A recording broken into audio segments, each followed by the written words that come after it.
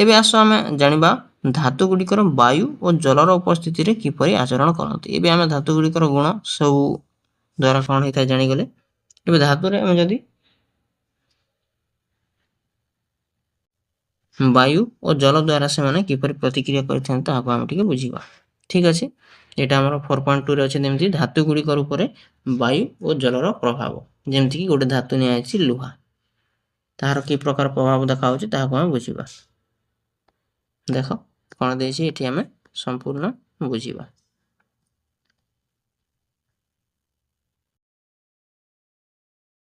अनेक समय तुम लक्ष्य करथिबो जे लुहारे तयारी वस्तु गुड़िकर किछि दिन खोला रखिदेले आउ ताहाकु बाहर पड़ी रहिले से गुड़िक ऊपर बादामी रंगर पदार्थ सबु जमी जाई थाए। जो परिस्थिति रे लुहार ऊपर एपरि धूसर पदार्थ सृष्टि हुए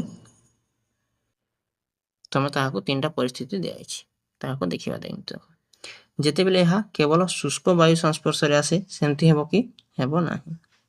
जेते बेले एहा केवल जल संस्पर्श रे आसले सेटा हेबो कि एटा मध्ये हेबो नाही। जेते बेले एहा वायु और जल संस्पर्श रे आसीबो सेटा सेमति ऊपर बादामी रंगर हे जाय, ताहाकु हमें कोन कलंकी खाई गला बोली कहिथाउ। से कथा एठी कोआइछि। याको हमें जानिबा पय कोन करिबा, गोटे परीक्षा करिबा आ ताहाकु भलो भाबरे बुझिबा। देखो प्रथम रे कोन करिबा, चक चक करथिबा किछि लुहा कंटा नियो। जदि तुमे पुराना लुहा कंटा व्यवहार करूछ तेबे एहा ऊपर बादामी रंग आवरण को खंडे बाली कागज रे घसी ताहाकु सफा कर दबो, जेमति कि ताहा सब कलंकी हटि जीवो। तापर कोन करिवो, तीनोटी सफा और सुखिला काच बोतल किंबा परीक्षा नली टेस्ट ट्यूब नेबो। सेगुड़िकर मुह को भल भाबरे बंद कर दबो। ऊपर को भल भाबरे बंद करिबा पई उपयुक्त ठिपी किंबा कर्क नियो। काच बोतल किंबा परीक्षा नली गुड़िकर क ख ग नाम देबो। एमती भाबरे तीनटा नेबो। देखो तीनटा नै अछि, एटा गोटे एटा गोटे एटा गोटे एमती भाबरे तीनटा नेबो। ऊपर कर्क ताको भल भाबरे ठिपी बंद हेबा कर्क भी थिबा दरकार। तीन नंबर दे अछि, तीनोटी लुहा कंटा नै प्रत्येकर सूता द्वारा ताको बांधी दियो। देखो बांधी दिया अछि। गोटे लुहा कंटा किछि सिलिका जेल क चिन्हित काच बोतल रे रखी ठिपी को दृढ़ भाबरे बंद करी दियो। देखो एटर कर देखो केमती बंद करा हेछि और रखा हेछि। सिलिका जेल वायु शुष्क कर दिए। सिलिका जेल जो अछि साटा वायु जेते थिबो ताको शुष्क कर दबो। केतेक औषध बोतल, पानी बोतल, जड़ा डबा, जोता डबा इत्यादि शुष्क रखिबा पई सेतिरे कोन करा जाय, सिलिका जेल रो छोटो छोटो पाउच व्यवहार करा जाय थाए। तो मध्ये एटा देखिथिबो से भीतर किछि किछि सिलिका जेल रखा जाय थाए। एबे हम देखिबा ख नंबर कोन करबा, एटा क नंबर रे कोन करबा, गोटे डबा रे सिलिका जेल रखिबा सहित ता सहित गोटे कंटा को बांधी के एमती रखि देबा, लुहा कंटा को। बुझी परलो। एबे ख रे कोन करबा, देखो गोटे लुहा कंटा ख चिन्हित बोतल रखी एतिरे सद्य फुटा जायतिबा ठंडा करा जायतिबा जल भर्ती करो, जेपरि कि कंटाटी जेल रो संपूर्ण बुडी रहिबो। देखो एतिरे कोन कहै छि, पानी भीतर बुडी रखा हेछि आ कंटा को रखा हेछि। ख रो चित्र को तमे लक्ष्य करो। वर्तमान एथिरे जे कोनोसी तेलरु किछि पकाओ, एहा द्वारा जल पृष्ठ भाबरे तेलर एक स्तर रही जल ऊपर को मध्य प्रवेश को प्रतिहत करेबो। बोतल गुडी को ठिपी बंद कर दृढ़ भाबरे बंद कर दियो। देखो ऊपर किछि किछि तेल पके दबो आ सेतिरे कोन करबो, तार ठिपी को बंद कर दबो, जेंति कि ऊपर को पानी थामे बाष्प आकार रे उठिबो नाही। एटा हला खर रो। तापरे भी हमें ग नंबर कोन करबा देखिबा। तीनटा बोतल नै छै, क आ ख रे कोन कोन कर देले जानि परलो। एबे ग बोतल रे कोन करबा देखिबा। आउ गोटे लुहा कंटा ग रे चिन्हित बोतल रखी सेतिरे जल भर्ती करो, जेपरि कंटाटी जलर आंशिक बुडी रहबो बोले आधा बुडी रहबो, से कंटाटी आधा ऊपर देखा जाउथिबो। एहा को ठिपी न देई खोला रे रखे दबो। एतिरे ठिपी बंद करिवार नाही, तामे एतिरे वायु रो मध्य प्रवेश रहबो आ जलर मध्य प्रवेश रहबो, जहा द्वारा लुहा कंटाटी वायु और जल को संस्पर्श करिवो। तापर 7 नंबर देछि कोन, କାଚ ବୋତଲ ଗୁଡ଼ିକୁ ସାଧାରଣ ତାପମାତ୍ରାରେ 8 ରୁ 10 ଦିନ ପର୍ଯ୍ୟନ୍ତ ସ୍ଥିର ଭାବରେ ରଖିଦେବ। ଏମିତି ଭାବରେ ସେ 8 ରୁ 10 ଦିନ ଛାଡ଼ିଦେବ। କ'ଣ ସବୁ ପରିବର୍ତ୍ତନ ଦେଖିଲ ତୁମେ ତାହାକୁ ଏଇ ଗୋଟେ ସାରଣୀ ଦେଇଛି ସେଥିରେ ଭର୍ତ୍ତି କରିବାରେ ଚେଷ୍ଟା କରିବ। ଦେଖିବ ଯେ କର ପରିସ୍ଥିତି ଜଳର ଉପସ୍ଥିତି ଥିଲା କି ନାହିଁ ତାହା ଦେଖିବ, ବାୟୁର ଉପସ୍ଥିତି ଥିଲା କି ନାହିଁ ତାହା ଦେଖିବ, ତାପରେ ଖର ଦେଖିବ, ଗର ଏମିତି ଲେଖିବ। ତାପରେ ଦେଖ ତାହାକୁ ନେଇକି କଲାପରେ ତାହାର ରିଜଲ୍ଟ କ'ଣ ଆସିବ 10 ଦିନ ପରେ ବା 8 ଦିନ ପରେ ତାହାକୁ ଆମେ ଏଠି ବୁଝିବା। এই ପରୀକ୍ଷାରୁ ତୁମେ କ'ଣ ନିଷ୍ପତ୍ତି ନେଇପାରୁଛ? এই ପର୍ଯ୍ୟବେକ୍ଷଣରୁ ଜଣାଗଲା ଯେ କାଚ ବୋତଲ କ ଓ ଖରେ ଥିବା ଲୁହା କଣ୍ଟା ଉପରେ ଗୋଟିଏ ବାଦାମୀ ରଙ୍ଗର ପଦାର୍ଥ ଜମି ନାହିଁ। କାହିଁକି ନା ଏଥିରେ ଖାଲି ପାଣିର ଥିଲା ଭିତରେ, କିନ୍ତୁ କୌଣସି ପ୍ରକାର ବାୟୁର ସଂସ୍ପର୍ଶରେ ଆସିନଥିଲା କ ଆଉ ଖରେ। ସେଥିପାଇଁ ଏଥିରେ କ'ଣ ହେଲା, କୌଣସି ପ୍ରକାର କଲଙ୍କିର ତାହାର କୌଣସି ଥିବାର ଜଣାପଡ଼ି ନାହିଁ। ଏହା କି ସୂଚନା ଦେଉଛି? ଏହା ସୂଚିତ କରେ ଯେ ଲୁହା କଣ୍ଟାକୁ କେବଳ ଶୁଖିଲା ବାୟୁ କିମ୍ବା କେବଳ ପାଣି ବୋତଲରେ ରଖିଲେ ଏହା ଉପରେ ବାଦାମୀ ରଙ୍ଗର ପଦାର୍ଥ ଜମା ହୁଏ ନାହିଁ କିମ୍ବା ବିବର୍ଣ୍ଣୀକରଣ ହୁଏ ନାହିଁ ବା କଲଙ୍କି ହୁଏ ନାହିଁ। କେବଳ ଯଦି ତାହାକୁ ଆମେ ପାଣି ଭିତରେ ରଖିବା ଆଉ ବାୟୁର ସଂସ୍ପର୍ଶରେ ଆଣିବା ନାହିଁ ତାହେଲେ କ'ଣ ହେବ, ସେ କେବେ ବି କ'ଣ ହେବ ନାହିଁ, କଲଙ୍କି ହେବ ନାହିଁ। ଅନ୍ୟ ପକ୍ଷରେ ବୋତଲ ଗରେ ଲୁହା କଣ୍ଟା ଉପରେ ଧୂସର ରଙ୍ଗର ପଦାର୍ଥ ସୃଷ୍ଟି ହେବା ପାଇଁ ଆମେ ଉଭୟ ବାୟୁ ଓ ଜଳର ଆବଶ୍ୟକ ହୋଇଥାଏ। ତେଣୁ ଲୁହା ତିଆରି ବସ୍ତୁମାନଙ୍କ ଉପରେ ଧୂସର ରଙ୍ଗ ପଦାର୍ଥ ଜମିବା ପାଇଁ ଆର୍ଦ୍ର ବାୟୁ ଦାୟୀ। ତାମାନେ ଖାଲି ପାଣି ଯଦି ତା ଉପରେ ପଡ଼ିଲେ ହେବ ନାହିଁ, ପାଣି ସହିତ ଆର୍ଦ୍ର ବାୟୁ ଯଦି ତାହାର ସଂସ୍ପର୍ଶରେ ଆସିଲେ ହିଁ କଲଙ୍କି ଲାଗିଥାଏ, ଆମେ ଏଥିରୁ ଜାଣିପାରିଲେ। ଜମିଥିବା ଏହି ଧୂସର ପଦାର୍ଥକୁ କଲଙ୍କି ବୋଲି କହନ୍ତି। ମୁଁ ଆମକୁ ପୂର୍ବରୁ ହିଁ ସେ କଥାର ବ୍ୟବହାର ବା ସେ ଶବ୍ଦର ବ୍ୟବହାର କରୁଛି। ଲୁହାରେ ତିଆରି ବସ୍ତୁ ଉପରେ କଲଙ୍କି ସୃଷ୍ଟି ହେବା ପ୍ରକ୍ରିୟାକୁ ଆମେ କଲଙ୍କି ଧରିବା ବୋଲି କହିଥାଉ, ଯାହାକି ମୁଁ ବହୁତ ସମୟ ଆଗରୁ ତୁମକୁ କହି ଆସୁଛି। ବୁଝିହେଲା? ବାୟୁମଣ୍ଡଳରେ ଖୋଲା ରହିଥିବା ଅନ୍ୟ ଧାତୁଗୁଡ଼ିକୁ ମଧ୍ୟ ଏପରି ରଙ୍ଗହୀନ ହେବା ବା ରଙ୍ଗ ବିକୃତ ହେବାର ଦେଖାଯାଆନ୍ତି। ତୁମେ କେବେ ତମ୍ବା ବସ୍ତୁ ଉପରେ ସବୁଜ ରଙ୍ଗର ଆସ୍ତରଣ କିମ୍ବା ରୂପା ବସ୍ତୁ ଉପରେ କଳା ରଙ୍ଗର ଆସ୍ତରଣ ମଧ୍ୟ ଦେଖିଥିବ। ମନେ ପକାଅ, ବାୟୁ, ଜଳ କିମ୍ବା ଅନ୍ୟ କୌଣସି ପଦାର୍ଥ ଯୋଗୁଁ ଧାତୁର ପୃଷ୍ଠର ହେଉଥିବା ଏହି ମୃଦୁ କ୍ଷୟକୁ ଆମେ ସଂକ୍ଷାରଣ ବା କରୋସନ୍ ବୋଲି କହିଥାଉ। ଏଥିରେ ତମେ କ'ଣ ବୁଝିପାରିଲ? ଆମେ କଲଙ୍କିତ ବୁଝିପାରିଲେ ଆଉ କରୋସନ୍ ବା ସଂକ୍ଷାରଣ କହିଲେ କ'ଣ ମଧ୍ୟ ତାହା ମଧ୍ୟ ବୁଝିପାରିଲ। କ'ଣ କରିବା, ଗୋଟେ ତମ୍ବା ଉପରେ ଯଦି କୌଣସି ସବୁଜ ରଙ୍ଗର ଆସ୍ତରଣ କିମ୍ବା ରୂପା ଉପରେ କଳା ରଙ୍ଗର ଆସ୍ତରଣ ତମେ ଦେଖୁଥିବ ତାହେଲେ କ'ଣ ଜାଣିବ ଯେ ବାୟୁ, ଜଳ କିମ୍ବା ଅନ୍ୟ କୌଣସି ପଦାର୍ଥ ଯୋଗୁଁ ଯଦି ଧାତୁ ଉପରେ କ'ଣ ହେଉଛି, କିଛି ତାହାର କ୍ଷୟ ହେଉଛି, ତାହାକୁ ଆମେ ସଂକ୍ଷାରଣ କରିବା। ଦେଖ ଏବେ କ'ଣ ହେଇଗଲା, ସେଥିରେ କଲଙ୍କି ଲାଗିଗଲା। ସେ କଲଙ୍କି ଯଦି ହଟେଇ ଦେବା ଯେତିକି ଆଗରୁ ଥିଲା ସେଥିରୁ ଆଉ କିଛି ଖୋଲିଯିବ। ମନେକର ସେଇଟା 80 ଗ୍ରାମ ଥିଲା, ସେ ଲୁହା ଖଣ୍ଡଟି 80 ଗ୍ରାମ ଥିଲା, ଯେତେବେଳେ କଲଙ୍କି ଲାଗିଲା ତା ଉପରେ ଲାଗିଯିବ। ତାହାକୁ ଯଦି ଆମେ ଖୋଲିଦେବା, ସେ କଲଙ୍କି ଖୋଲିବା ସହିତ ଏ ଲୁହାର ମଧ୍ୟ ତାହାର ଓଜନ କମ୍ ହେଇଯିବ। ଏହାକୁ ଆମେ ସଂକ୍ଷାରଣ ବୋଲି କହିବା। ଆଶା କରୁଛି ଭଲ ଭାବରେ ବୁଝିପାରୁଥିବ। ତାପରେ ଆଗରେ ଆଉ କ'ଣ ଅଛି ଦେଖିବା। ଲୁହା କଲଙ୍କି ଧରିବା ଆମ ଦେଶର ଏକ ଗମ୍ଭୀର ସମସ୍ୟା ବୋଲି ତୁମେ ଜାଣିଛ କି? ପ୍ରତିବର୍ଷ କଲଙ୍କି ଲାଗି ନଷ୍ଟ ହେଉଥିବା ଲୌହ ନିର୍ମିତ ଜିନିଷଗୁଡ଼ିକୁ ବଦଳାଇବା, ସେଗୁଡ଼ିକର ମରାମତି ନିମନ୍ତେ ବିପୁଳ ପରିମାଣରେ ଅର୍ଥ ଖର୍ଚ୍ଚ ହୋଇଥାଏ। ତାମାନେ ଯେଉଁଥିରେ କଲଙ୍କି ଲାଗିଥାଏ ତାହାକୁ ଆମେ ସେ କ୍ଷୟ ହୋଇଯାଇଥାଏ, ସେଥିପାଇଁ ଆମକୁ ପ୍ରତିବର୍ଷ ତାହାକୁ ପରିବର୍ତ୍ତନ କରିବାକୁ ପଡ଼ିଥାଏ। ତାପରେ କ'ଣ ଦେଇଛି, ଲୁହାର କଲଙ୍କି ଧରିବା ପ୍ରକ୍ରିୟାକୁ ବିଭିନ୍ନ ଉପାୟରେ ପ୍ରତିରୋଧ କରାଯାଇପାରିବ। ତାମାନେ ଆମେ ଲୁହାରେ କଲଙ୍କି ନ ଲାଗିବା ପାଇଁ କ'ଣ କ'ଣ କରିପାରିବା ସେଇଟା ଆମେ ଏଠି ବୁଝିବା।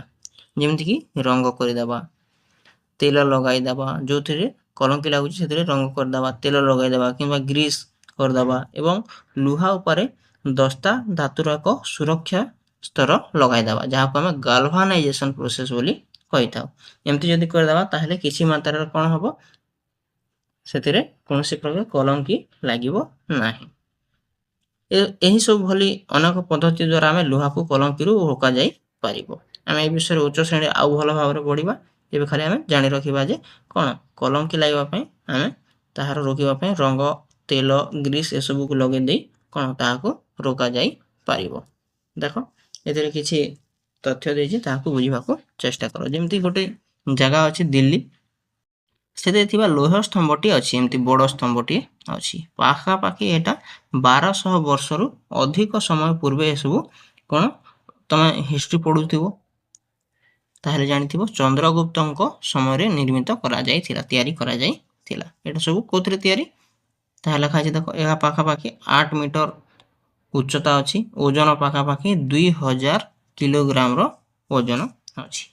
यही स्तंभ संबंध में एक आश्चर्यजनक कथा होची जे दीर्घ वर्ष धरी मध्य पवन वर्षा और प्रतिकूल पागर सम्मुखीन होई मध्य ए पर्यंत एही स्तंभ रे कोनोसी कलंकी लागी नाही। देखो आगो तमाने आगो समय केते आर्किटेक्चर केते डेवलपमेंट थिला जे से जेमती भाबरे तयारी करिसंती ए पर्यंत कोनोसी भाबरे गोटे थर मध्य कलंकी लागी नाही। नले एटा बाहरे अछि सब वर्षा खाउची पवन खाउची सबुतरे एटी पीटी हेकी जाउची कोनोसी मात्रा रे कोन हे नाही से कौन थरे मध्य से कलंकी लगी ना।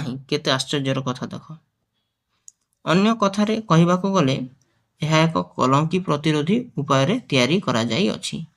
देख से समय तामाने हमर साइंस से डेवलप थिला जे एथिरे कलंकी न लागबा पई सेथिरे पद्धति अवलंबन करी सेमती तैयारी करा जायछि। ताहले एबे आमे कोन पई करि पारु नाही एते जदी आमे साइंस डेवलप हलानी एते सब आमे जदी आगो पाठशाठ पढ़िले एत सब रिसर्च है ताहले एबे आमे कोन पई एमती जिनिस तैयारी करि पारु नै जोथिरे कलंकी लागिबो नाही।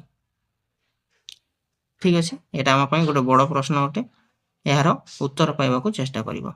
यह हमकु भारतर विकसित धातु प्रयुक्ति विद्यार दक्षता और चमत्कारिता कथा कुहे। तामाने आगर लोक मध्ये केते विकसित थिले केते डेवलप थिले केते धातु विषय रे सब विषय केमती जानि थिले सेटा हमकु एबे भाईबाकू पूरा बाध्य कर दिए। ठीक अच्छे आगू पढ़ा देख। तो एबे हमें देखिबा 4.3 रे जा अछि अन्य धातु गुड़िक मानक उपरे वायु और जलर प्रभाव कौन रही थाए। या को हमें गोटे परीक्षा करबा बा गोटे अनुसंधान करबा ता माध्यम रे बुझिबाकू चेष्टा करबा। देखो कौन देछि हमरो अनुसंधान रे सतर्कता देछि शिक्षार्थी माने सुरक्षा चश्मा पिंधिबे और निरापद दूरता रे रहिबे ए जेतेले परीक्षा करा जिवो। तापरे ताहार फर्स्ट पॉइंट दिया अछि 3 रु 4 सेंटीमीटर लंबर खंडे मैग्नीशियम फीता नै याकू बाली कागज रे घसी सफा करा जिवो। तापरे 2 नंबर पॉइंट दिया अछि चिमुटा रे फीतार गोटे मुंड को धरी अन्य मुंडटी को स्पिरिट बत्ती किंबा मोमबत्ती सहायता रे ताकू जलेबो। देखो एंती जला होछि चित्रटी को लक्ष्य करो हला। तापरे 3 नंबर पॉइंट लिखा अछि मैग्नीशियम फीताटी को जलिबा को दियो जेमती जलिबा को दिया होछि। देखो तमे कोन देखुछो तुम निश्चय देखुथिबो जे मैग्नीशियम फीताटी उज्जवल धला शिखा सह जली धला रंगर चूर्ण को परिवर्तित होउछि। तले देखो टिके टिके ताहार चूर्ण पडिबारे लागुछि। तले लिखा अछि देखो ए पात्रटी ए चूर्ण को गोटे निरीक्षण काचरे संग्रह करो मैग्नीशियम ऑक्साइड सृष्टि हेउछि। जो तले पडुछि सेटा मैग्नीशियम धातुटी कौन है कि ऑक्सीजन सहित मिसिकी MgO कहंती मैग्नीशियम ऑक्साइड टी प्रस्तुत होछि बोली हमें कहबा। बुझी पारलो तो मैग्नीशियम ऑक्साइड जहा तले पडुछि बाहिर थिबा अम्लजान सह मैग्नीशियम रो प्रतिक्रिया फल रे एहार सृष्टि होछि। ए जहा लिखिथिले सेटा होछि मैग्नीशियम सह कोन मिसुछि ऑक्सीजन मिसुछि और मैग्नीशियम ऑक्साइड प्रस्तुत होछि। तो बुझी पारलो एही चूर्ण रे 2-4 टोपा उष्म जल मिसाई भल भाव रे घांटी दियो यार प्रकृति जांच करो जे सेते कोन रहउछि। बुझी हला एबे हमें परवर्ती पॉइंट देखिबा अम्लीय क्षारीय और निरपेक्ष पदार्थर अनुसंधान अध्याय रे मन पकाओ जे हम कोन करथिले मैग्नीशियम ऑक्साइड द्रवणटी अम्लीय क्षारीय अथवा निरपेक्ष ताहा हमें जांच करिथिले। सेति पय तमे कोनोसी अम्ल क्षारक सूचक व्यवहार करि परिबो जेमिति कि लिटमस पेपर आउ अन्य सब मध्ये व्यवहार करि परिबो। तमे देखिबो जे यहा लाल लिटमस कागज को कोन करि थाए नील रंग रे परिवर्तन ହେଇଥାଏ କ'ଣଟି ମାଗ୍ନେସିୟମଟି। ତେଣୁ ସେଥିପାଇଁ ଏହାକୁ କ'ଣ କହିବା, ଯେଉଁଟା ଲାଲ ଲିଟମସ୍ କାଗଜକୁ ନୀଳରେ କରେ ତାହାକୁ ଆମେ କ୍ଷାରକ ବୋଲି କହିଥାଉ ବା ତାହାର ପ୍ରକୃତି କ୍ଷାରୀୟ ଅଟେ ବୋଲି ଆମେ କହିଥାଉ। ସାଧାରଣତଃ ଧାତୁମାନଙ୍କ ଅକ୍ସାଇଡ଼କୁ କ୍ଷାରୀୟ ପ୍ରକୃତି ବିଶିଷ୍ଟ ଅଟନ୍ତି। ଯେଉଁ ଧାତୁ କ'ଣ ଅକ୍ସିଜେନ ସହିତ ମିଶିକି ସେ ଅକ୍ସାଇଡ଼ ପ୍ରସ୍ତୁତ କରେ, ପାଖାପାଖି ସମସ୍ତ ଧାତୁ ଗୁଡ଼ିକ କ'ଣ ଅକ୍ସାଇଡ଼ ହେଇଥାନ୍ତି ବା ତାହା କ୍ଷାରୀୟ ହେଇଥାନ୍ତି ବୋଲି ଆମେ କହିପାରିବା। ମାଗ୍ନେସିୟମ ରିବନର ଏହି ଜ୍ୱଳନ ସମ୍ବନ୍ଧୀୟ ଅଧିକ ଆଲୋଚନା ପାଇଁ ପରବର୍ତ୍ତୀ ଅଧ୍ୟାୟ ଆମ ଚତୁଃପାର୍ଶ୍ୱର ଭୌତିକ ଓ ରାସାୟନିକ ପରିବର୍ତ୍ତନରେ ଭଲ ଭାବରେ ତାହାକୁ ଆମେ ଆଲୋଚନା କରିବା। ଏବେ ଖାଲି ଆମେ ଏତିକି ଜାଣି ରଖିବା ଯେ ଯେକୌଣସି ଧାତୁ ଯଦି ଅକ୍ସାଇଡ଼ ହେଇଥାଏ ବା ଅକ୍ସିଜେନ ସହିତ ମିଶିକି ପ୍ରତିକ୍ରିୟା କରିଥାଏ, ସେ ଅକ୍ସାଇଡ଼ ଅବସ୍ଥାରେ ଆସିଲା ପରେ ତାହା କ୍ଷାରୀୟ ଅଧିକାଂଶ ଧାତୁରେ ହେଇଥାଏ। ଏତିକି ବୁଝିପାରିଲୁ। ତୁମେ ଜାଣିଛ ଯେ ସୋଡ଼ିୟମ ଏକ ଧାତୁ ଅଟେ ଯାହାକୁ ଆମେ କିରାସିନରେ ବୁଡ଼ାଇ ରଖିଥାଉ। କ'ଣ ପାଇଁ ରଖିଥାଉ? ଯଦି ତାହାର ଅକ୍ସିଜେନ ସହିତ ପ୍ରତିକ୍ରିୟା ହେବ ତାହେଲେ ସେ କ'ଣ ହେବ, ସେଥିରେ ବିସ୍ଫୋରଣ ସୃଷ୍ଟି ହେବାର ସମ୍ଭାବନା ଥାଏ ବା ତାହାକୁ ଖୋଲା ଆକାଶରେ ଆମେ ରଖିପାରିବା ନାହିଁ। ସେଥିପାଇଁ ତାହାକୁ ଆମେ କିରୋସିନରେ ବୁଡ଼େଇକି ରଖିବାକୁ ପଡ଼ିଥାଏ। ଦେଖ ତାହା ହିଁ ଦେଇଛି ଏଇଟା, କାରଣ ଅମ୍ଳଜାନ ଓ ଜଳ ସହିତ ଦ୍ରୁତ ପ୍ରତିକ୍ରିୟା କରି ପ୍ରଚୁର ପରିମାଣରେ ତାପ ଉତ୍ପନ୍ନ ହୋଇଥାଏ। କିରାସିନରେ ବୁଡ଼ାଇ ରଖିବା ଦ୍ୱାରା ସୋଡ଼ିୟମର ଆର୍ଦ୍ର ବାୟୁ ସଂସ୍ପର୍ଶରେ ଆସିପାରେ ନାହିଁ, ସେଥିପାଇଁ ସେ କୌଣସି ତାପ ଉତ୍ପନ୍ନ କରିପାରେ ନାହିଁ। ତୁମେ ଏହାର ଅକ୍ସାଇଡ଼ର ପ୍ରକୃତି ସମ୍ବନ୍ଧରେ ପୂର୍ବାନୁମାନ କରିପାରିବ କି? ଦେଖ ଆଉ କ'ଣ ଦେଇଛି ଦେଖିବା। ଏବେ ଆସ ଆଉ କିଛି ପଦାର୍ଥ ଗୁଡ଼ିକ ମାନଙ୍କ ବିଷୟରେ ଆମେ ଆଲୋଚନା କରିବା, ଯେଉଁଗୁଡ଼ିକ କ'ଣ ଧାତୁ ପରି ଆଚରଣ କରନ୍ତି ନାହିଁ। ବୁଝିହେଲା? ଯେମିତିକି ଦେଖ ଦିଆଯାଇଛି 4.4ରେ ବାୟୁ ଓ ଜଳରେ ଧାତୁ ଠାରୁ ଭିନ୍ନ ଭାବରେ ଆଚରଣ କରୁଥିବା ପଦାର୍ଥ କ'ଣ ରହିଛି। 4.7ରେ ଆସ ପରୀକ୍ଷା କର ପ୍ରଦର୍ଶନ କାର୍ଯ୍ୟ ଗୁଡ଼ିକ ଦେଇଛି, ତାର ସତର୍କତାକୁ ପ୍ରଥମେ ଜାଣିନିଅ। ତ ଏହି ପ୍ରଦର୍ଶନ କାର୍ଯ୍ୟ କ'ଣ ଫ୍ୟୁମ୍ ହୁଡ୍ ବା ଉତ୍ତମ ରୂପେ ବାୟୁ ଚଳାଚଳ କରୁଥିବା ଅଞ୍ଚଳରେ କରାଯିବା ଉଚିତ। ଜଳୁଥିବା ଗନ୍ଧକ ଉତ୍ପନ୍ନ କରୁଥିବା ଧୂଆଁକୁ ପ୍ରଶ୍ୱାସରେ ଗ୍ରହଣ କରିବା କ୍ଷତିକାରକ ଅଟେ, ସେଥିପାଇଁ ଟିକେ ଦୂରେଇ ରହିବ। ପ୍ରଥମ ସୋପାନଟି ଦେଖିବା। ପ୍ରଥମ ସୋପାନରେ କ'ଣ କରାଯିବା ଉଚିତ, କ'ଣ କରିବାକୁ ପଡ଼ିବ ଆମକୁ ଯଦି ପରୀକ୍ଷା କରିବାକୁ ହେଲେ। ଗୋଟେ ପ୍ରଜ୍ୱଳନର ଚାମଚରେ କ'ଣ କରିବ, ଅଳ୍ପ ଗନ୍ଧକ ଗୁଣ୍ଡ ନେବ। ଯଦି ପ୍ରଜ୍ୱଳନ ଚାମଚଟିଏ ଉପଲବ୍ଧ ନ ହୁଏ ତେବେ ଗୋଟିଏ ବୋତଲର ଧାତବ ଠିପି ଚାରିପଟେ ଧାତବ ତାର ଗୁଡ଼ାଇ ଏହାକୁ ଚାମଚ ଆକାରରେ ବ୍ୟବହାର କରିପାରିବ। ତ ବୁଝିପାରିଲ କ'ଣ କରିବା ଆମେ? ଦେଖ ଏମିତି ଭାବରେ ତୁମେ କରିପାରିବ।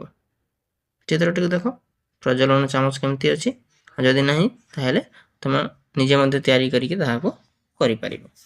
ତାପରେ ଦେଖ 2 ନମ୍ବର ସୋପାନରେ ଅଛି, ଏହାକୁ ଏକ ଶିଖାରେ ଗରମ କଲେ ତାପରେ 2 ନମ୍ବର ଦେଖ, ଏହାକୁ ଏକ ଶିଖାରେ ଗରମ କର ଏବଂ ଗନ୍ଧକ ଜଳିବାକୁ ଆରମ୍ଭ କରିବା ମାତ୍ରେ ସଙ୍ଗେ ସଙ୍ଗେ ପ୍ରଜ୍ୱଳନ ଚାମଚଟିକୁ ଗ୍ୟାସ୍ ଜାର୍ ବା ଗ୍ୟାସ୍ ପାତ୍ରରେ ରଖି ଠିକ୍ ଭାବରେ ଢାଙ୍କି ଦିଅ, ଯେପରି ଉତ୍ପନ୍ନ ଗ୍ୟାସ୍ ବାହାରକୁ ଆସିପାରିବ ନାହିଁ। ତାହାକୁ ଢାଙ୍କି ଦେବ। ଦେଖ ଏମିତି ଚିତ୍ରଟିକୁ ଦେଖ କେମିତି ଭାବରେ ଢଙ୍କା ହେଇଛି। 3 ନମ୍ବର ଦିଆଯାଇଛି, 3ରୁ 4 ମିନିଟ୍ ପରେ ଢାଙ୍କୁଣୀକୁ କାଢ଼ିକି ପ୍ରଜ୍ୱଳନ ଚାମଚ ବାହାରକୁ ଆଣ। ଗ୍ୟାସ୍ ଜାର୍ରେ ଅଳ୍ପ ପାଣି ମିଶାଅ ଓ ସଙ୍ଗେ ସଙ୍ଗେ ପୂର୍ବ ପରି ଘୋଡ଼ାଇ ଦିଅ। ଟିକେ ତାହା ମାନେ ଖୋଲିକି ଟିକେ ପାଣି ପକାଇଦେବ ଆଉ ଫେର ଥରେ ଘୋଡ଼େଇ ଦେବ। ଗ୍ୟାସ୍ ଜାର୍କୁ ଭଲ ଭାବରେ ହଲାଇ ଦିଅ, ଯେପରି ଗ୍ୟାସ୍ ଜଳରେ ଦ୍ରବୀଭୂତ ହୋଇ ଭଲ ଭାବରେ ମିଶିଯିବ। ଦେଖ ତାପରେ 4 ନମ୍ବର କ'ଣ କରିବା, ପୁଣି ଥରେ ପଦାର୍ଥର ଅନୁସନ୍ଧାନ ଅମ୍ଳୀୟ କ୍ଷାରୀୟ ନିରପେକ୍ଷ ତାହାକୁ ଆମେ ପୂର୍ବର ପାଠକୁ ଆମେ ମନେ ପକାଇବା। ଏକ ଅମ୍ଳ କ'ଣ ଆଉ କ୍ଷାର ସୂଚକ ସାହାଯ୍ୟରେ ଗ୍ୟାସ୍ ଜାର୍ରେ ଥିବା ଦ୍ରବଣଟି ଅମ୍ଳୀୟ କ୍ଷାରୀୟ ନା ନିରପେକ୍ଷ ତାହାକୁ ଆମେ ପରୀକ୍ଷା କରିବା। ଭିତରେ ଯାହା ଅଛି ସେଇଟା ଅମ୍ଳୀୟ ଅଟେ, କ୍ଷାରୀୟ ଅଟେ ବା ନିରପେକ୍ଷ ଅଟେ। ତମେ ଅଲଗା ଅଲଗା ସୂଚକ ନେଇକି ମଧ୍ୟ ତାହାକୁ କରିପାରିବ। ତାପରେ ତାହାକୁ ଲକ୍ଷ୍ୟ କରିବା ଯେ କ'ଣ ଦେଖାଯାଉଛି। ଏହା ପରୀକ୍ଷା ପରେ ଆମକୁ ନିଶ୍ଚିତ ଭାବରେ ଜାଣିଯିବା ଯେ ଏଇଟା ଗୋଟେ ଅମ୍ଳୀୟ ପ୍ରକୃତିର ଅଟେ, କାରଣ ସଲଫର जोटा गंधक वायु बा अम्लजान जलिले कौन होता है सल्फर ऑक्साइड गैस सृष्टि होता है। कौन होता है देख सल्फर तार संकेत है एस सेटा कौन होता है वायुर संस्पर्श आसिकी सॉरी वायुर संस्पर्श आसिकी ताहा सल्फर डाइऑक्साइड बा SO2 सृष्टि होता है।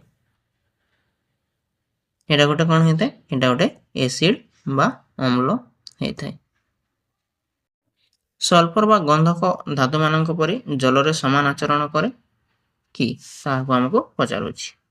याको मध्ये हम अनुसंधान करिबा आ ताहाको भलो भाबरे बुझिबा। देखो 4.8 रे अछि हमरो अनुसंधान ताहाको हम करिबा। एक काच पात्र किछि सल्फर चूर्ण नबो एथिरे अल्प जल मिसि दबो तापर कोन देखुछ लक्ष्य करिवो। तुमे लक्ष्य करिवो जे सल्फर जल सहित कोनोसी प्रतिक्रिया करू नाही। सल्फर और फॉस्फोरस परी पदार्थ गुड़िक वायु और जल रे धातु मानक ठारू भिन्न आचरण प्रदर्शन करती। फॉस्फोरस को जल रे संरक्षित करा जाए कारण यह वायुमंडलीय अम्लजान संस्पर्श रे आसिले एथिरे निया लागि जाए। देखो हम फॉस्फोरस को कोन करथाउ देखो आम फॉस्फोरस को जल रे तामाने बुड़ेकी रखि थाए। जदि ताहाको आमे बाहर एमती रखिदेवा ताहेले वायुमंडल जो ऑक्सीजन अछि बा अम्लजान अछि ताहा सहित जदि से संस्पर्श रे आसीबो ताहा सहित मिसि गले सेथिरे निया लागि थाए बा हमरो सेथिरे निया लागि जाई थाए। सेति पय आमे ताहाको कोन करथाउ जल रे सब बेले संरक्षित करी रखै थाउ।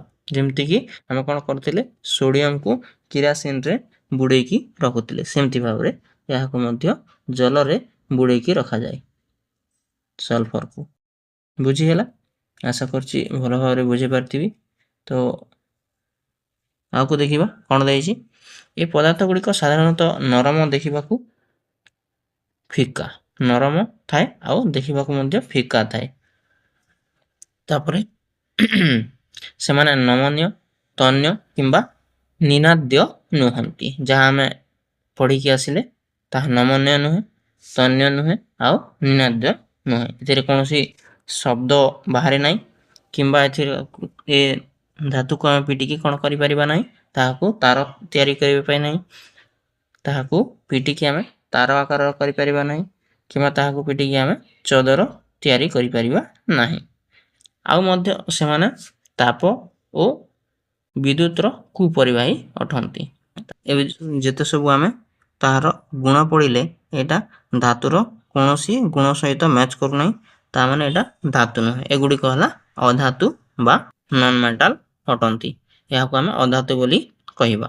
अधातु मानक ऑक्साइड अम्लीय प्रकृति विशिष्ट आमे देखिथिले जे धातु धातु कोन देखिथिले जदि धातु सहित ऑक्सीजन मिसी जाउतिला ताहेले से धातव ऑक्साइड मिलथिला हमको धातव ऑक्साइड मिलुथिला जहा कि कोन हेथाय क्षारीय हेथाय। बुझी पारलो किंतु अधातु सहित जदि हम ऑक्सीजन रो प्रतिक्रिया करूचे ताहेले हमको कोन मिलुची हमको अम्लीय मिलुची अम्लीय ऑक्साइड मिलुची। अन्य केतक अधातु जेपरि कि अम्लजान अछंती एरा गुड मध्ये अधातु उद्जान जबक्षारजान अंगारक इत्यादि को प्लास्टिक काच काठ रबर कागज भली सामग्री सह तुलना करिबा उचित नहे।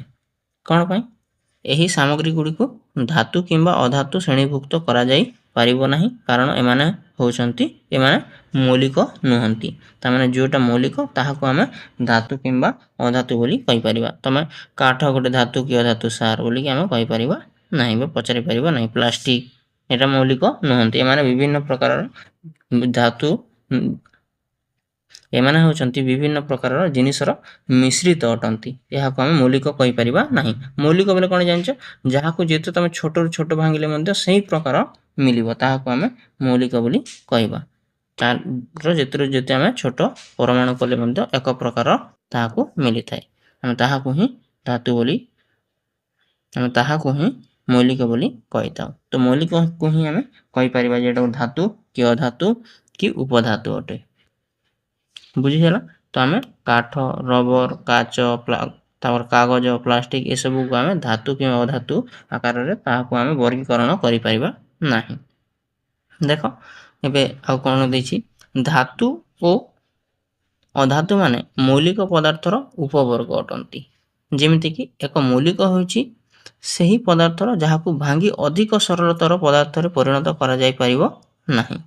ବର୍ତ୍ତମାନ ପର୍ଯ୍ୟନ୍ତ ସମ୍ପୂର୍ଣ୍ଣ ଭାବରେ 118ଟି ମୌଳିକ ଆମର ଜ୍ଞାତ ହୋଇଯାଇଛି, ଆଉ ଆଗକୁ ମଧ୍ୟ ଆମର ରିସର୍ଚ୍ଚ ଚାଲିଛି। ଏହି ମୌଳିକ ଗୁଡ଼ିକ ସମସ୍ତ ପଦାର୍ଥର ଗଠନର ମୂଳ ଏକକ ଅଟନ୍ତି। ମାନେ ତମେ ଦେଖୁଥିବ ଲୁହା ଯେତେ ତମେ ଭାଙ୍ଗିଲେ ମଧ୍ୟ ତାହାର ଛୋଟ କଣିକା ମଧ୍ୟ ତାହାର ଲୁହା ହିଁ ଆସିବ, ସେଥିରେ ଅନ୍ୟ କୌଣସି ମିଶ୍ରଣ ନାହିଁ। ସେଥିପାଇଁ ତାହାକୁ ଆମେ ମୌଳିକ ବୋଲି କହିଥାଉ। ଲୁହା, ତମ୍ବା, ତାପରେ ଆଲୁମିନିୟମ, ଫସ୍ଫରସ୍, ଏଟା ସବୁ ଗୋଟେ ଗୋଟେ ମୌଳିକ ଅଟନ୍ତି। କେତେକ ମୌଳିକ ପ୍ରକୃତି ଦ୍ୱାରା ସୃଷ୍ଟି ହୋଇଥିବା ବେଲେ ଅନ୍ୟ କେତେକ ଗୁଡ଼ିକ ପରୀକ୍ଷାଗାରରେ କୃତ୍ରିମ ଭାବରେ ମଧ୍ୟ ତିଆରି ଏବଂ ପ୍ରକୃତିରେ ସେମାନଙ୍କର ସ୍ଥିତି ନଥାଏ। ଏହା କ'ଣ ମଧ୍ୟ ମନେ ରଖିବ। ମୌଳିକମାନଙ୍କ ବିଷୟରେ ଅଧିକ କଥା ତୁମେ ଉଚ୍ଚ ଶ୍ରେଣୀରେ ପଢ଼ିବ। ଏଥିରେ ତୁମେ ଖାଲି ଜାଣି ରଖ ଯେ ଏପର୍ଯ୍ୟନ୍ତ 118ଟି ମୌଳିକ ଆମର ଜ୍ଞାତ ହୋଇଛି। ତାହାକୁ ଆମେ କ'ଣ କହିଥାଉ, ଧାତୁ, ଅଧାତୁ ଓ ଉପଧାତୁ ଆକାରରେ ଆମେ ତାହାକୁ ବର୍ଗୀକରଣ କରିଥାଉ।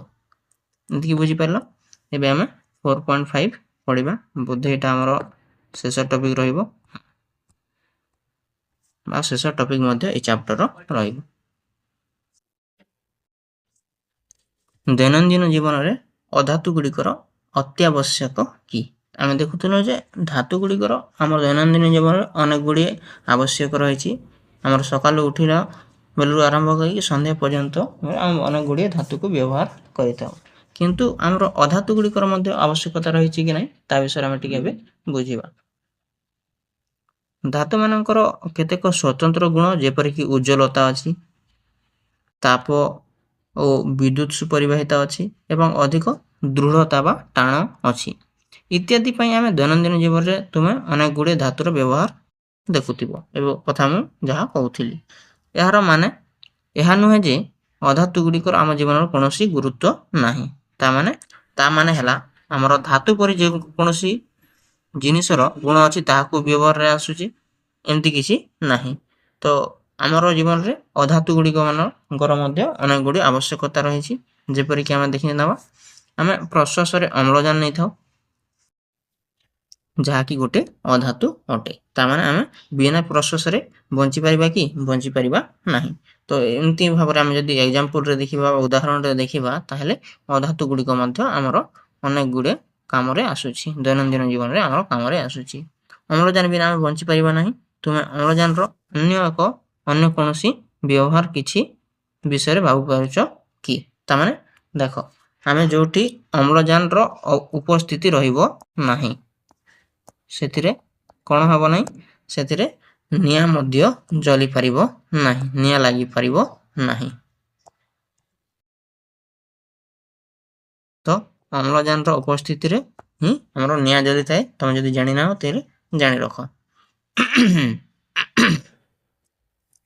ତାପରେ ଦୈନନ୍ଦିନ ଜୀବନରେ ଅଙ୍ଗାରକ ବା କାର୍ବନ ଏକ ଅତ୍ୟାବଶ୍ୟକ ଅଧାତୁ ଅଟେ, କାରଣ ଏହା ଜୀବଜଗତର ମୂଳ ଗଠନ ଏକକ ଅଟେ। ତାମାନେ ଦେଖ, ତମେ କାର୍ବୋହାଇଡ୍ରେଟରେ କାର୍ବନ ଅଛି, ହେଲା, ଅନେକ ଗୁଡ଼ିଏ ଖାଦ୍ୟରେ କାର୍ବନର ଅବସ୍ଥିତି ରହିଅଛି। ଏହା ଯେମିତିକି ଦେଖ ଏଠି ଦେଇଛି, ପ୍ରୋଟିନ୍ ବା ପୁଷ୍ଟିସାର, ସ୍ନେହସାର, ଶ୍ୱେତସାର ଏକ ମୁଖ୍ୟ ଉପାଦାନ ଗୁଡ଼ିକ ଯାହା ଶରୀର ବୃଦ୍ଧି ପାଇଁ ଆବଶ୍ୟକ ହୋଇଥାଏ, ଯେଉଁଥିରେ ଆମର କାର୍ବନର ଅବସ୍ଥିତି ରହିଛି। ସାର ଓ ଅନ୍ୟ ରାସାୟନିକ ପଦାର୍ଥ ପ୍ରସ୍ତୁତିରେ ଯବକ୍ଷାରଜାନ ବା ନାଇଟ୍ରୋଜେନର ବ୍ୟବହାର ରହିଛି। ଏଟା ମଧ୍ୟ ଗୋଟେ ଅଧାତୁ ଅଟେ। ଉଦ୍ଭିଦର ବୃଦ୍ଧି ପାଇଁ ଏହା ଏକ ଅତ୍ୟାବଶ୍ୟକ ପୋଷକ ଅଟେ। ନାଇଟ୍ରୋଜେନର ଆବଶ୍ୟକତା ପଡ଼ିଥାଏ ଆମକୁ ଗୋଟେ ଉଦ୍ଭିଦକୁ ଭଲ ଭାବରେ ହୃଷ୍ଟପୃଷ୍ଟ ଭାବରେ ବଢ଼ାଇବା ପାଇଁ। କ୍ଲୋରିନ୍ ହେଉଛି ମଧ୍ୟ ଗୋଟେ ଅଧାତୁ, ଯାହାକି ସାଧାରଣତଃ ଜଳ ବିଶୋଧନ ପାଇଁ ବ୍ୟବହାର କରିଥାଏ। ଯଦି କୌଣସି ବିଷାକ୍ତ ଜଳ ହେଇଛି କିମ୍ବା ନାଲି ଜଳ ଏମିତି, ତାହାକୁ ଆମେ ବିଶୁଦ୍ଧ କରିବା ପାଇଁ ବା ଶୁଦ୍ଧ କରିବା ପାଇଁ କ'ଣ କରିଥାଉ, କ୍ଲୋରିନ୍ର ବ୍ୟବହାର କରିଥାଉ। ଆୟୋଡିନ୍ ମଧ୍ୟ ଗୋଟେ ଅଧାତୁ ଅଟେ, जहाँ आमर द्रवण को क्षत स्थान में विशोधित करें ताकू आम व्यवहार कर जो जगह आमर क्षत हो जामर घा हो जहाँ होताकू आम आयोडीन साहाय्य आम से विशोधित कर आम विशोधक बा एंटीसेप्टिक बोलिकी कही थाउ। विज्ञान और समाज तुम्हें जानिछ अनेक धातु और सेमानक मिश्र धातु बोले कौन दुई रु अधिका जदि धातु गुड़िक जदि गोटे जगह मिसिक रोचे ताकू आम मिश्र धातु बोली कहबा। आम दैनंदिन जीवन में व्यवहार रे लागुथिबा बासनकुसन यंत्रांश उपकरण आदि तैयारी निमंते गुरुत्वपूर्ण अटंती कौन धातु अधातु मिश्र धातु एसबू गुड़िक आमर दैनंदिन जीवन अनेक गुड़े कार्य आमर व्यवहार रे आसुछि। एगुड़िक मध्य आधुनिक प्रजुक्ति विद्या और प्राय समस्त शिल्प आवश्यक अटंती। शिल्प लगुवा एत सब जिनिस एत सब मशीन गुड़िक ए धातु गुड़िक व्यवहार होती तैयारी होता है। केतेक विशेष धातु परमाणु शक्ति जमती कि जिरकोनियम विमान निर्माण रे जमती कि टाइटानियम आउ इत्यादि व्यवहार होता। भारत में अनेक धातु विशेषकर लुहा आलुमिनियम पुनःचक्रण करा जाय आवर्जना ह्रास और धातु गुड़िकर उपलब्धता बजाय रखा जाई पारुछि। एटा धातु गुड़िकर व्यवहार देछि आ को जगह की धातुर व्यवहार ता एठी लिखा जाइछि। आशा करछि आपण मानको अति सहज रे बुझी पारथिबि। एथिला हमर चतुर्थ अध्याय आमे आगको यार प्रश्न उत्तर वीडियो आ गोटे वीडियो रे आमे आलोचना करनबा। ए वीडियो रे बस एतिकी आपनकु केमति लागिला हमर कमेंट सेक्शन रे निश्चय जणी देबे। वीडियो भल लागितले गोटे लाइक कर देबे आ संग माननकु जहार दरकार थिबो के जदि निजे पढिबा को चाहथिबो किबा कोनोसी ट्यूशन करूथिबो बा ट्यूशन छुआ को बुझिबा को चाहथिबो ताले अति सहज रे बुझिबा को चेष्टा करछे ताहाको मध्ये ए वीडियोटी शेयर कर देबो। देखा बा यार प्रश्न उत्तर वीडियो रे। ठीक अछि से पर्यंत भलो रहंतु।